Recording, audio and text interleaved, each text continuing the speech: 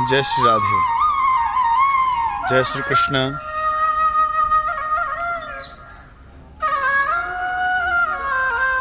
आइए आपको दर्शन कराते हैं कपाल मोचन।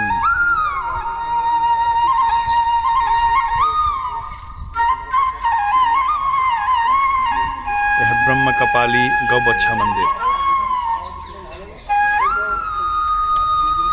बड़ा दिव्य और भव्य। इस सरोवर का नाम पहले चंद्रेश्वर सरोवर। ब्रह्मा जी ने इस सरोवर में 3 महायज्ञ किए सृष्टि की रचना से पहले।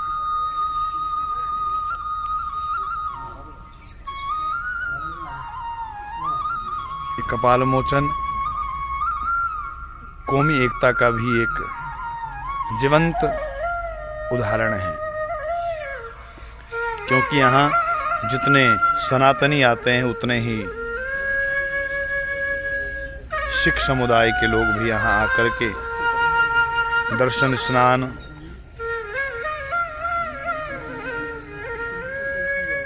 करके अपने जीवन को धन्य करते हैं। कहा जाता है विधाता ब्रह्मा जी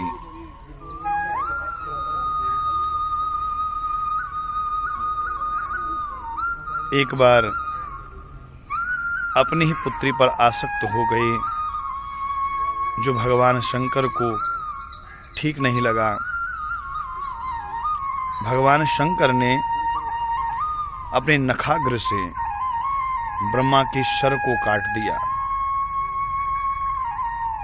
अनंत सरोवरों तीर्थों का स्नान करने के बाद भी जब भगवान शंकर को ब्रह्म हत्या से मुक्ति नहीं मिली, तो घूमते घूमते इस पवित्र क्षेत्र पर पहुंचे। यहाँ एक गाय और बछड़े के द्वारा इस तीर्थ की महत्ता का मां गौरा को पता चला।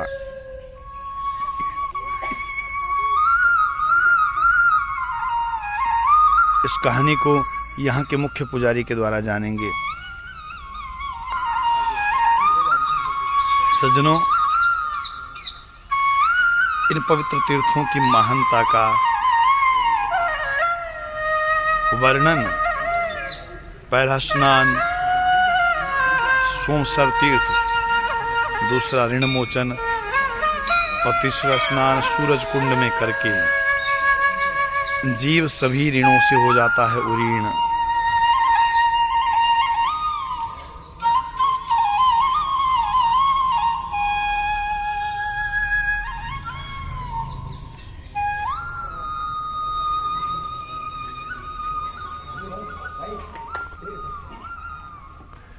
भगवान गौरी शंकर विराजमान है इस दिव्य धाम में।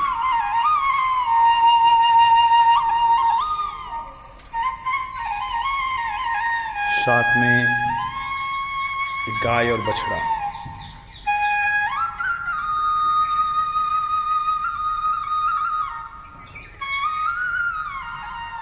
ब्रह्मा जी के पहले 5 सिर हुआ करते थे, उसको भगवान शिव ने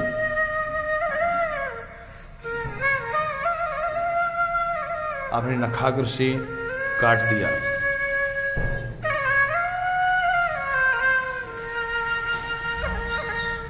यहाँ की आगे की कहानी यह है गौबच्छा मंदिर।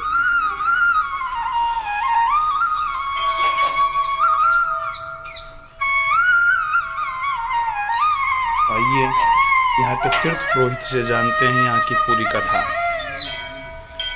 जय श्री राधे। जय श्री राधे। महाराज श्री, इस तीर्थ के बारे में कुछ जानकारी। महाराज जी, ऐसा है, जब भगवान भगवान विष्णु की इच्छा हुई पृथ्वीलोक की रचना के लिए प्रलय के बाद, तो उन्होंने सभी देवताओं को एकत्रित किया। उनसे पूछा गया कि पृथ्वीलोक का कार्यभार किस देवता को सौंपा जाए। जी।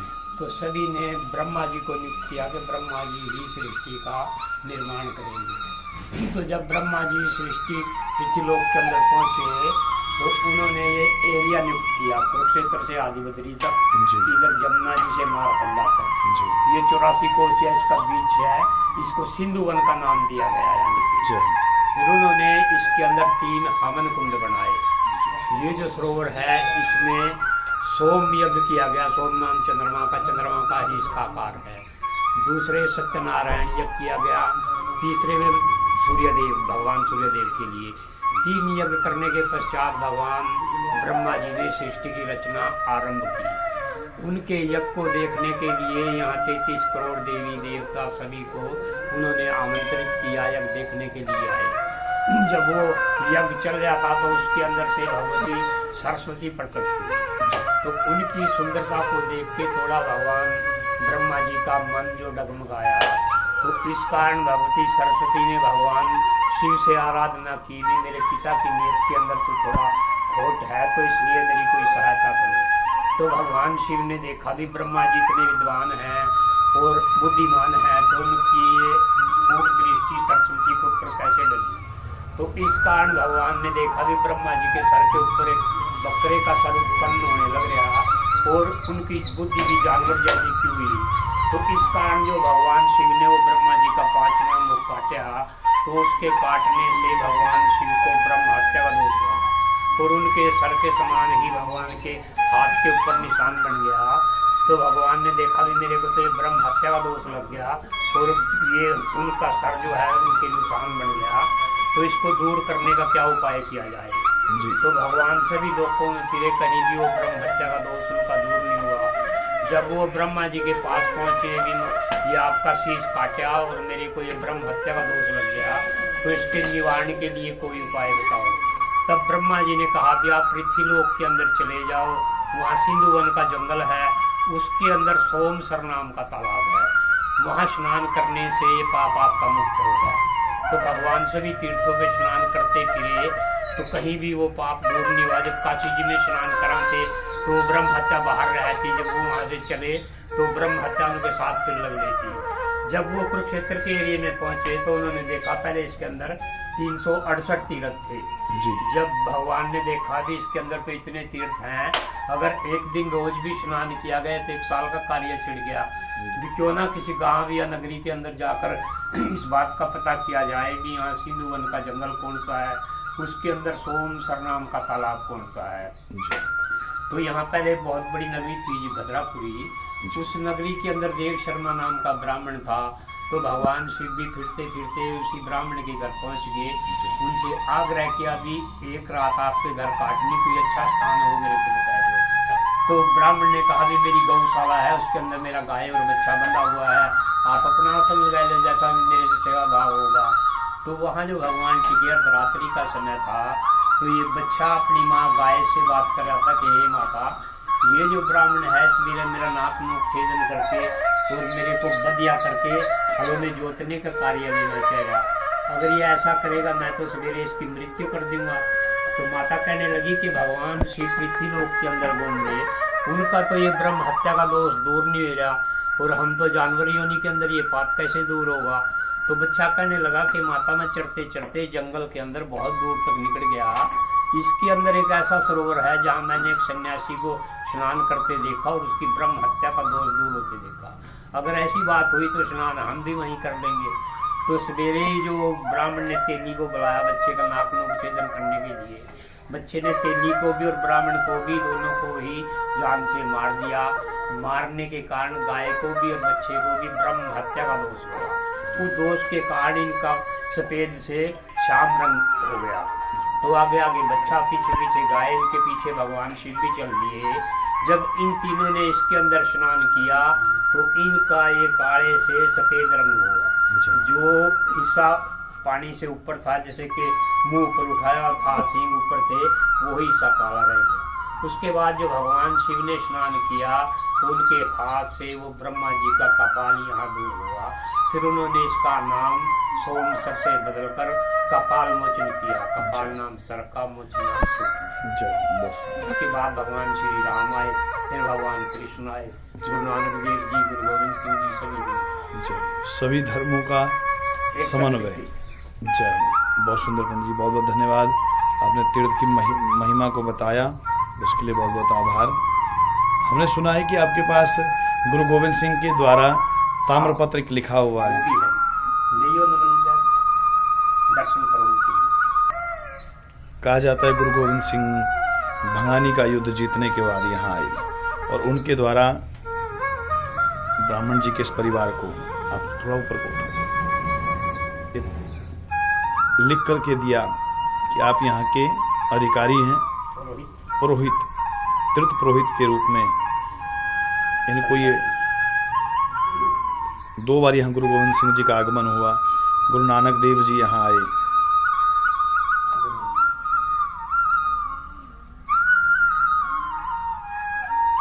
अनंत काल से इस तीर्थ की है महत्ता महिमा। अपने जीवन में किसी भी ऋण से उऋण होना चाहें तो एक बार कपाल मोचन में आकर के, ऋण मोचन में आकर के स्नान करें और अपने सभी ऋण से हो जाएं उऋण। ऐसा ये दिव्य स्थान। पंडित जी बहुत बहुत साधुवाद, धन्यवाद आपका। आपने यहाँ की महिमा। बहुत धन्यवाद।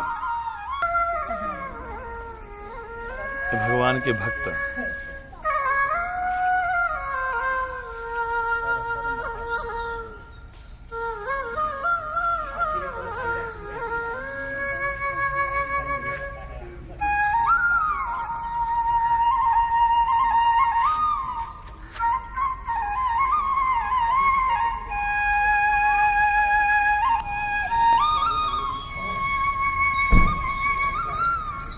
गुरु गोविंद सिंह जी ने यहाँ करके किया विश्राम।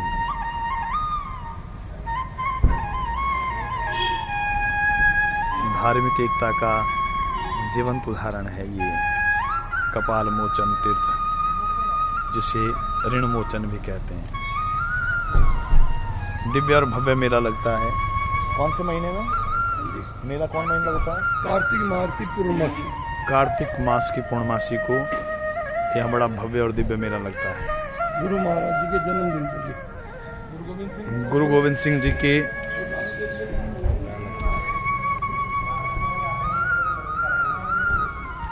सत श्री अकाल जी। मेरे सर पे बांधना कोई बात नहीं, ऐसे मान लेते।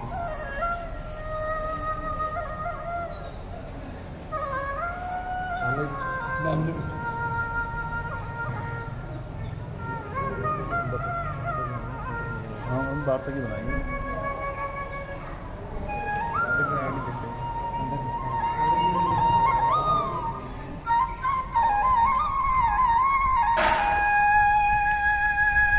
बड़ा दिव्य और भव्य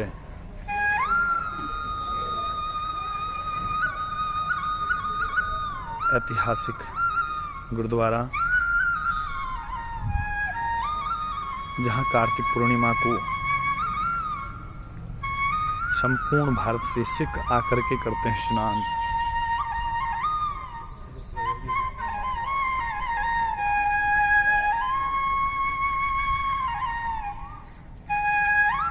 शीशे मिलते हैं।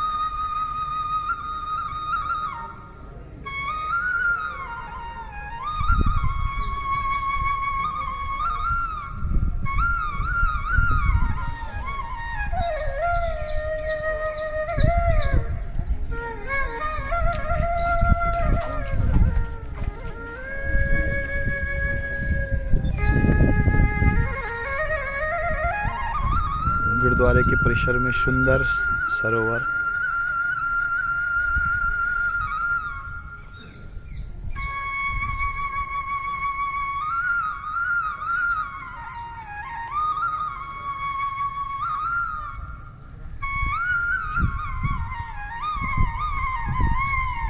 दिव्य और भव्य गुरुद्वारा।